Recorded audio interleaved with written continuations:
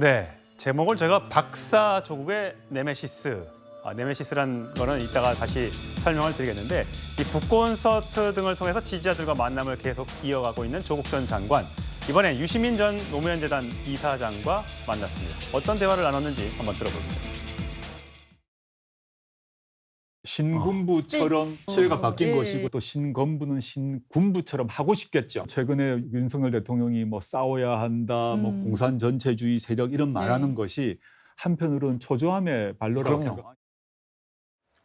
네, 조국 전 장관의 얘기는 윤석열 대통령이 얘기했던 공산 전체주의를 맹종하는 반국가 세력이 활개를 치고 있다.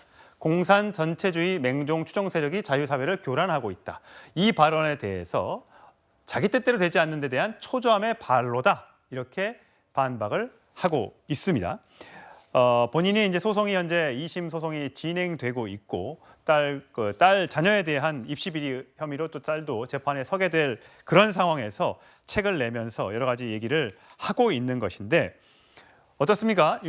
이민찬 부대님 보시기에는 조국 전 장관이 이제는 조금 더 강하게 나가는, 처음에는 이제 조민 씨가 기소되기 전에는 낮은 자세를 좀 보이는 듯 했었는데 요즘 다시 또 발언 수위가 올라가고 있는 것 같습니다. 초조함의 발로가 아닐까 생각됩니다.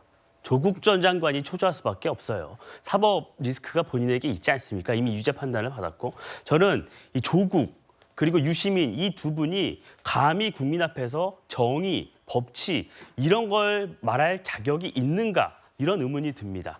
조국 전 장관 입시 비리와 유재수 감찰 무마로 유죄를 받았죠. 유시민 전 장관 역시 명예훼손으로 유죄를 받은 바 있습니다.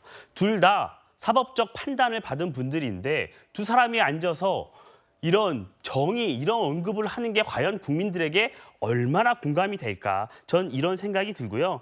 이 조국 전 장관이 과거에 책을 냈을 때를 한번 돌이켜 생각을 해보면 상당한 반향이 일어났습니다. 많은 민주당 진영 의원들이 찾아가고 서로 사진도 찍으려고 하고 토크 콘서트에 뭐 민주당 엄청나게 몰려가지 않았습니까? 근데 지금 어떻죠? 지금은 민주당 의원 보이지도 않습니다. 이 반향 자체가 없다. 국민들에게 공감 능력을 불러일으키지 못하고 있다는 거예요. 저는 조국 전 장관이 지금 저렇게 현 정부를 비판하고 있을 수가 없는 분입니다. 왜냐? 문재인 정부 5년 만에 끝나는데 가장 크게 기여한 분입니다. 그런 죄가 있는데 어떻게 본인이 사법 리스크를 끝나지도 않았는데 저렇게 현 정부를 비판하고 있을 수 있겠습니까? 저는 조국 전 장관에게 말씀드리고 싶은 건 대법원 확정 판결이 날 때까지 조금 자중하시라, 이런 말씀 드립니다. 예, 자, 조국 전 장관 또 이런 발언도 내왔는데 아까 저희가 제목에 소개시켰던 네메시스 발언이 여기서 나옵니다. 들어보시죠. 지금 우리나라 검찰이 숭배하고 있는 것은 이제 네메시스죠. 검찰이 모든 권력기관 중에서 제일 위에 선 거죠. 네, 압도적 우위에 있는 그리고 것이죠. 검찰이 모든 권력기관 위에 군림하는 권력기관이 됐다. 이게 지금 네. 우리 조 박사의 진단이에요.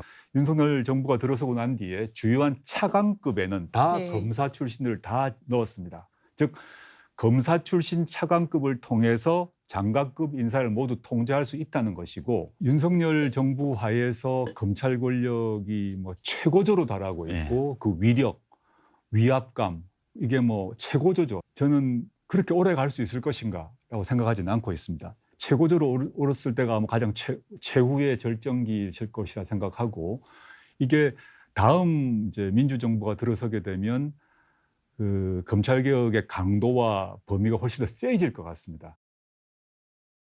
예, 자, 네메시스 얘기를, 신은 네메시스를 얘기하면서 저는 맨 마지막 발언에 주목이 되는데요. 다음 민주정부가 들어서게 되면 검찰개혁의 강도와 범위가 훨씬 더 세질 것이다.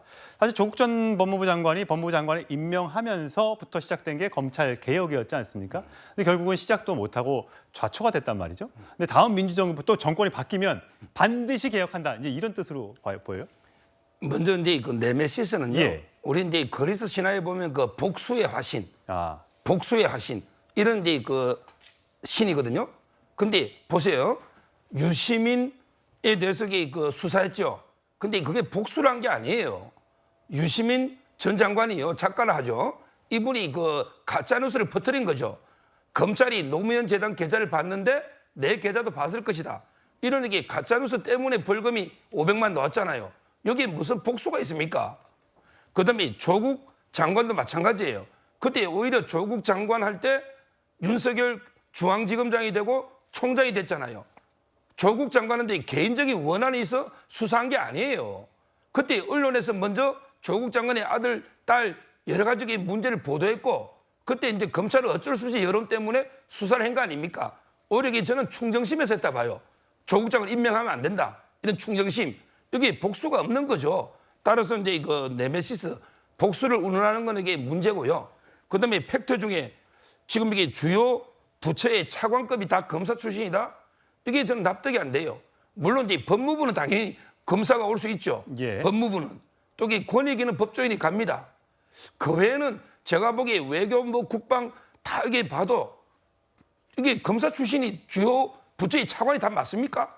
제가 다 확인 안 해봤지만 거의 아니잖아요. 이런 게 팩트가 아닌 걸 지금 이게 공개하고 있고 또 이게 조국 장관은 제가 알기로 아마 이게 총선 안 나간답니다. 총선 안 나고 이게 대선에 직행한다. 본인에게 대선에 직행한다. 이거 개인적인 생각이시죠? 아니 들은 얘기. 들은 조국 얘기. 후배한테 스크래 예. 설법대 후배한테 따라서 이제 본인은 그러려고 했겠죠. 지금 이게 재판이 진행 중이니까 현실적으로 이게 총선은 힘들 거예요. 다만 이게 재판이 끝나면 대선에는 뜻이 있다고. 그건 이게 서클 후배 제 설법대 선배죠. 제가 들은 얘기입니다. 예, 장 변호사님. 네. 그 여당에서는 또 그런 얘기도 하더라고요. 이게 지금 복수 얘기하고 그다음에 보복이다, 정치 보복이다 여러 가지 얘기를 하고 있는데 사실 지난 정부에서 있었던 적폐청산이라는 것도 오히려 그것이 더 보복이다라는 주장을 여권 내에서 하고 있습니다. 어떠세요? 조국 전 장관과 유시민 전 장관의 나눴던 대화. 이 여기에 대해서 국민들이 공감할 걸로 보시는지. 일단 말씀 주신 대로 적폐청산과 관련해서도 여권 내부에서는 이 부분과 관련해서 뭔가 통합이나 더 포용을 하는 방향으로 가지 못했던 점에 대한 자기 반성의 목소리가 나오는 것도 사실인 것 같습니다. 그렇다면 지금 국면에 대해서 평가할 때 네메시스라는 복수의 신을 소환하는 것이 대단히 어색한지 그렇지 않아 보입니다. 왜냐하면 이 정부 들어서 수사 어떻게 했습니까? 지금 뭐 통계청 수사도 그 진위를 봐야 되겠지만 서해 공무원 피살 사건 그리고 어떤 그 어부들 북송 사건 다 전 정권을 겨냥한 수사에 정치적 의도 없었다고 이야기할 수 있겠습니까? 지금 이 수사들 다 어떻게 되고 있습니까? 허지부지 용두사미로 되고 있지 않았습니까? 이 과정을 저는 정치인들이 아닌 국민들이 지켜보고 계셨다는데 방점을 찍어야 된다고 생각합니다. 어떤 권력도 국민을 이기는 권력은 없습니다. 검찰이 정치적으로 중립성을 제대로 견지하면서 수사하고 있는 것인가에 대해서 물음표가 쳐지는 부분들이 지금도 현재 진행형으로 있습니다. 그렇기 때문에 차기 민주정부가 들어서게 되면 검찰개혁이 더 힘을 받지 않겠느냐라는 전망, 저는 고개가 끄덕여지는 부분이 있습니다. 예. 자, 조국 전 장관 과연 정치의 뜻이 있을지 없을지 그거는 본인만 알 수 있을 것 같습니다. 자, 다음 주제로 가겠습니다.